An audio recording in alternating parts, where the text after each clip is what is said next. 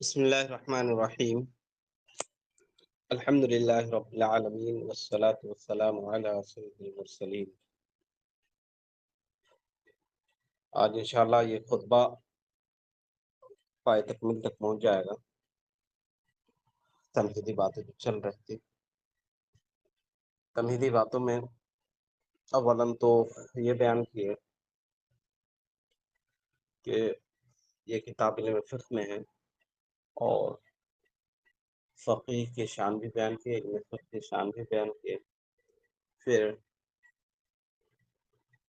اس کتاب کی تدوین کے سلسلے میں کہ اس کتاب کس انداز میں جمع کیا، 7 فنون میں.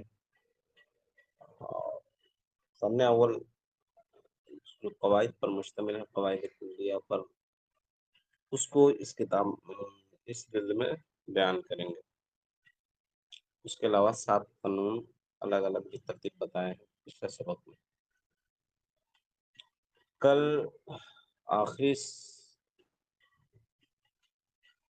اخیر میں کچھ باتیں امام علامہ ابن نجیم کی جانب سے کچھ بطور نصیحتیں تھی، میں ان نصیحتوں کو دہراتے ہوئے آگے ترجمہ کرتا ہوں. علامہ ابن نجیم علیہ رحمہ نے اپنی بھی محنت کے بارے میں، اپنی کاوش کے بارے میں بتایا کہ میں نے بڑی محنت سے یہ علم حاصل کیا اور یہ میری اول ترجیح تھی. اس علم کا حاصل کرنا اول ترجیح تھا. ہم نے اس فن کو مطالعہ کرتے ہوئے قاہرہ میں موجود اکثر کتابوں کا میں نے مطالعہ کر لیا، بلکہ ساری کتابوں کا، اور صرف سرسری مطالعہ نہیں بلکہ گہری نظر سے مطالعہ. پھر اس کتاب کے بارے میں انہوں نے دعا کی کہ اللہ تعالیٰ اس سے خود لکھنے والے اور دیگر مطالعہ کرنے والے سب کو فائدہ پہنچائے.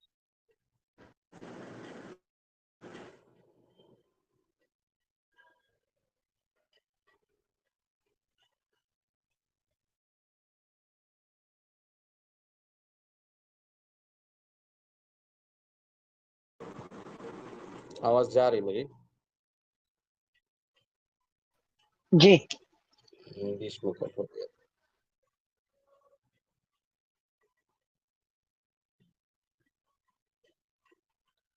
ہاں، تو علامہ ابن نجیم نے اخیر میں یہ علم کیسے حاصل ہو سکتا ہے اس سے متعلق کچھ باتیں کہی تھی، تو میں ان کی باتوں کو دہراؤں. ولا عمری ان هذا الفن لا يدرك بالتمنی، میری عمر کی قسم یہ فن تمنا اور آرزو سے حاصل نہیں ہو سکتا. ولا ينال بسوف ولعل ولو انی یا انا، اور نہ ہی یہ فن حاصل ہو سکتا ہے ٹال مٹول کرنے سے. سوفا یعنی آج کا کام کل پر، سوفا جو مستقبل پر ڈال کر، مضارع پر ڈال کر مستقبل کا معنی ہے. ولعل اور شاید و باید کہنے سے بھی علم حاصل نہیں ہوگا. اسی طرح افسوس کرنے سے بھی نہیں. ماضی میں کچھ ہو گیا تو اس پر اللہ داخل کر کے جیسے بناتے ہیں افسوس کا جملہ، تو ایسا کہنے سے بھی نہیں ہوگا.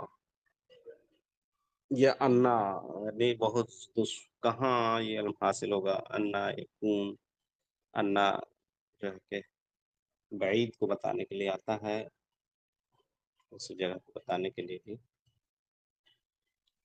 تو اس سے بھی حاصل نہیں ہوگا. کسی معاملے کو بہت بڑا سمجھ جائے، محنت کرنی ہوگی. ولا يناله الا من كشف عن سعید الجد وشمر واعتزل اهله وشد المئزر، اور یہ علم حاصل نہیں ہوگا مگر اسی کو جو محنت کی کلائی کو کھول دے اور کمر کس لے. واعتزل اهله، اور بیوی بچہ والا ہے تو اس سے دور ہو جائے. وشد المئزر، اور اظہار باندھ لے. وخاض البحار، اور علم کے سمندر میں غوطہ زن ہو. وخالط العجاج، گرد و غبار میں مخلوط ہو جائے، یعنی محنت کرے، چٹائی پڑ دے. یدب فی التکرار والمطالعات بکرۃ واصیلا، اور تکرار کرتا رہے، مطالعہ بھی کرتا رہے صبح شام. تدب میں نے جاری رکھا. وَيَنْصُبُ نَفْسَهُ لِلتَّعْلِيفِ وَالتَّحْرِيرِ بَيَاتًا وَمَقِيلًا، اور اپنے آپ کو رات دن تحریر و تعلیف میں مشغول رکھے. لَيْسَ لَهُ ہِمَّةٌ إِلَّا مُعْضِلَةٌ وَيَحِلُّهَا، اور اسے یعنی وہی حاصل کر سکتا ہے جسے ایسی ہمت ہو کہ وہ پیچیدگی کو کھول دے. معدلہ معدل یعنی پیچیدہ، اور ویحلھا اور اسے کھول دے یعنی اسے واضح کر دے، حل کر دے. او مستصعبہ، یا کوئی مشکل مسئلہ ہو، عزت علی القاصرین، جو کوتاہ نظروں پر غالب ہو یعنی ان پر بھاری ہو، تو ایسے مسئلے میں الا ویرتقی الیہا ویحلھا، یعنی ایسے مسئلے میں اس وقت تک پہنچ جائے اور اسے حل بھی کر لے. یعنی ایسا شخص ہی علم کو حاصل کر سکتا ہے جو محنت کرتے ہوئے مشکل مسائل کا بھی حل نکالنے کی ہمت رکھے. الا ان ذلك ليس من كسب العبد وانما هو من فضل الله يؤتيه من يشاء. تو اس طور پر یا اس بنیاد پر یہ بات معلوم ہو گئی کہ یہ علم بندے کے کسب سے نہیں ہے، انما هو من فضل اللہ، یہ اللہ کے فضل سے ہی ہے، جسے چاہتا ہے اللہ عطا فرماتا ہے.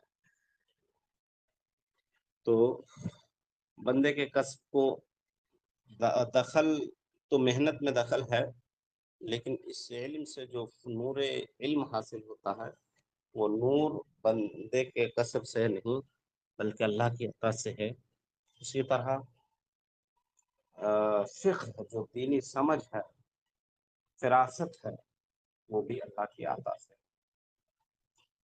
اور یہ حاصل بندے کے کسب سے ہو سکتا ہے. اللہ تعالیٰ نے یہ عادت جاری فرمائی ہے کہ بندہ جب کوئی کسب کرتا ہے تو اللہ تعالیٰ اس کے نتیجے میں خلق فرما دیتا، اور اس کا نتیجہ خلق فرما دیتا ہے.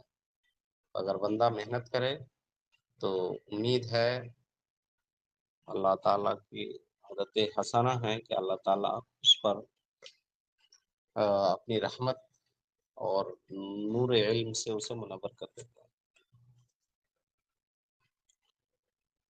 وہاں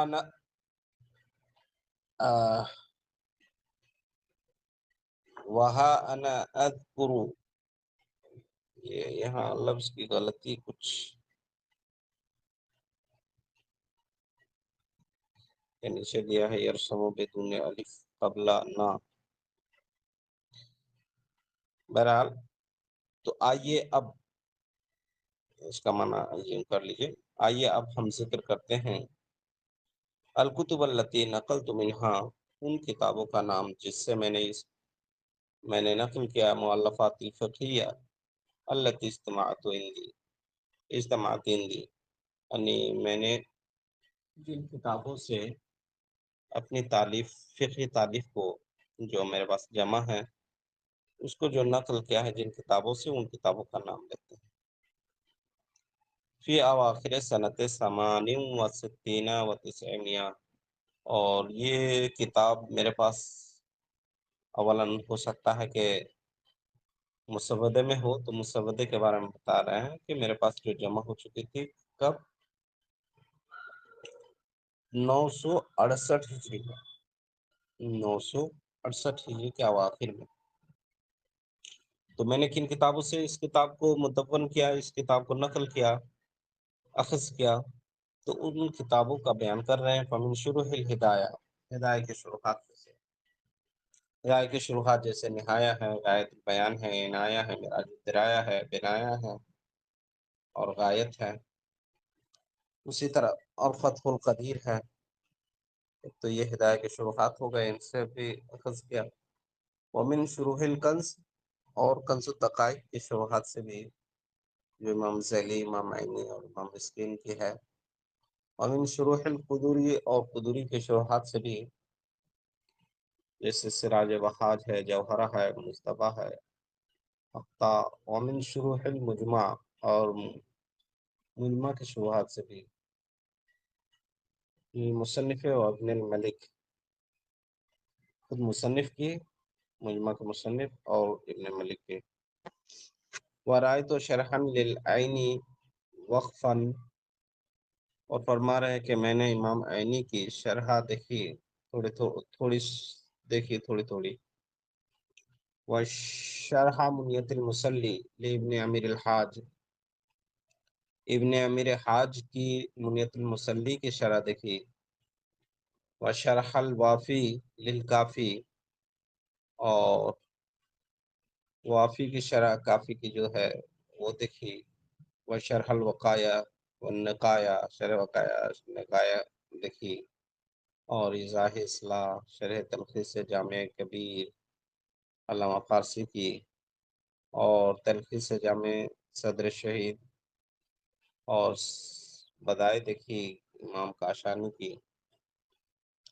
اور شرح تحفہ و مبسوط. اس طرح سے کتابوں کے کچھ نام ہیں، یہ آخر تک کتابوں کے نام ہیں. مطالعہ آپ لوگ کر لیں.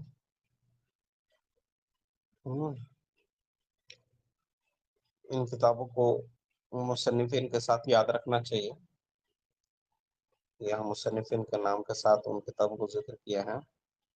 خصوصی طور پر ہم اکثر جو ہم لوگ فتویٰ عام طور پر لکھتے ہیں اس میں چند کتابوں کا خصوصاً سہارا لیتے ہیں. ایک تو سب سے پہلے اولاً اردو میں تو مطالعہ کے لیے بہار شریعت اور فتاوی رضویہ. بہار شریعت میں چونکہ مختلف مسائل مل جاتے ہیں، لیکن دلائل ان سے اخذ نہیں کرتے ہیں. دلائل اگر ہمیں اس کے ماخذ میں مل جائے تو ماخذ سے ہی حاصل کرتے ہیں. مطالعہ استفادہ اس سے کرتے ہیں، اس سے پہنچتے ہیں ماخذ تک جہاں سے یہ بہار شریعت اور فتاوی رضویہ میں مسائل نوٹ کیے جاتے ہیں. ہاں، حضور اعلیٰ حضرت علیہ رحمہ کی اپنی تحقیق ہو یا حضور صدر شریعہ علیہ رحمہ کی، تو اس سے ضرور نوٹ کرتے ہیں اور وہ مطابق ہو. ماخذ سے بالخصوص یہ جو بہار شریعت جو ہے یہ سمجھیے کہ عالمگیری کا ملخص ہے، عالمگیری کا اردو ترجمہ ایک طرح سے کہیے. فتاوی عالمگیری یعنی فتاوی ہندیہ، اس میں بھی مختلف مسائل ہی کو ذکر کیا گیا عموماً حوالے کے ساتھ. تو وہ ماخذ کی حیثیت سے ہے، اس کا مطالعہ کرتے رہیں. اس کے علاوہ اس سے مزید تفصیل کے لیے علامہ ابن عابدین شامی کی رد المختار ہے فتاوی شامی. اسی کے ساتھ تو در مختار اور تنویر الابصار بھی شائع ہوتے ہیں. اور باقی بدائع ثناء علامہ کاسانی کی،